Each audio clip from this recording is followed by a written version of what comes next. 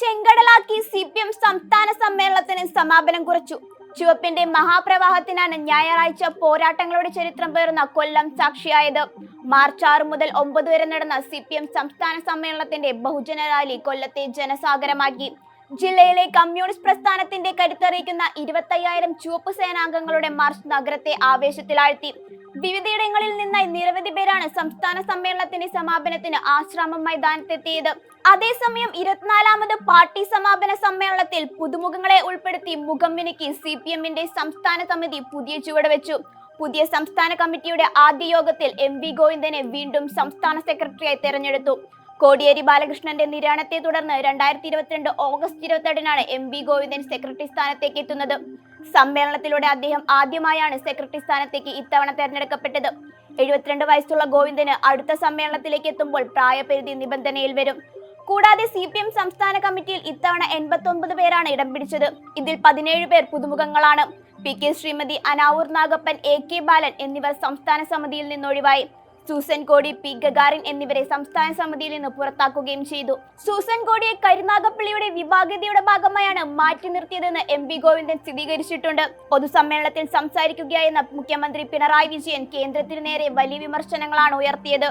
കേരളത്തിൽ പ്രതിസന്ധിയാണ് ഇക്കഴിഞ്ഞ 3 വർഷക്കാലം കൊണ്ട് നേരിടേണ്ടി വന്നതെന്നും ശത്രുതാ മനോഭാവത്തോടെയാണ് കേന്ദ്രം കേരളത്തെ കാണുന്നതെന്നും മുഖ്യമന്ത്രി പറഞ്ഞു. അപ്പോഴെല്ലാം കേന്ദ്ര സർക്കാരിനെ ന്യായീകരിക്കുന്ന നിലപാടാണ് UDF അടക്കം സ്വീകരിച്ചത്. എങ്ങനെയൊക്കെ കേരളത്തെ കുറ്റപ്പെടുത്താമെന്നാണ് UDF ആലോചിക്കുന്നത്.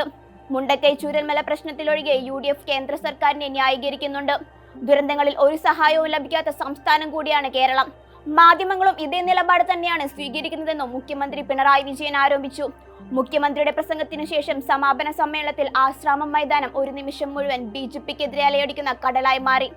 പാർട്ടിക്കകത്തും പുറത്തുനിന്നും വിമർശനങ്ങളും പ്രശംസകളും പ്രകടമാക്കിക്കൊണ്ടാണ് സമ്മേളനത്തിൽ റിപ്പോർട്ട് അവതരണമുണ്ടായത്. സാമ്പത്തിക അച്ചടക്കമില്ലായ്മ, പാർട്ടിയുടെ 3ാം ഭരണം, തെരഞ്ഞെടുപ്പ് പരാജയം, BJP വളർച്ച, 2ാം പിണറായി സർക്കാരിലെ മന്ത്രിമാർ, വോട്ട് ചർച്ച തുടങ്ങിയവയെല്ലാം റിപ്പോർട്ടിൽ വിശദമായി ചൂണ്ടിക്കാട്ടി. കേന്ദ്ര കമ്മിറ്റി അംഗവും മുൻ ആരോഗ്യമന്ത്രിയുമായ KK ശൈലജ സെക്രട്ടേറിയറ്റിലേക്ക് എത്തുന്നു എന്നതാണ് മറ്റൊരു പ്രധാന ഘടകം. പാർട്ടി കൂടുതൽ കരുത്താർജിക്കുന്നു എന്ന് മാത്രമല്ല, പിണറായി വിജയന് ശേഷം ഇനി ആര് എന്ന ചോദ്യത്തിന് ഒരു വനിതാ മുഖ്യമന്ത്രിയെ KK ശൈലജയുടെ പേര് പലയിടത്തും പറഞ്ഞു കേട്ടിരുന്നു. പിണറായി സംസാരിച്ചതിനു ശേഷം സമാപന വേദിയിൽ അടുത്ത ഊഴം KK ശൈലജയ്ക്കായിരുന്നു. പാർട്ടിയിലെ അതിപ്രധാനമായ മാറ്റത്തിന്റെ സൂചനയായിരുന്നു ഇത്. CPM സംസ്ഥാന സമ്മേളനത്തിൽ അവതരിപ്പിച്ച നവകേരളത്തിനായി പുതുവഴികൾ എന്ന നയത്തിന് ചില പ്രതിനിധികൾ ആശങ്കകൾ ഉന്നയിച്ചിരുന്നു.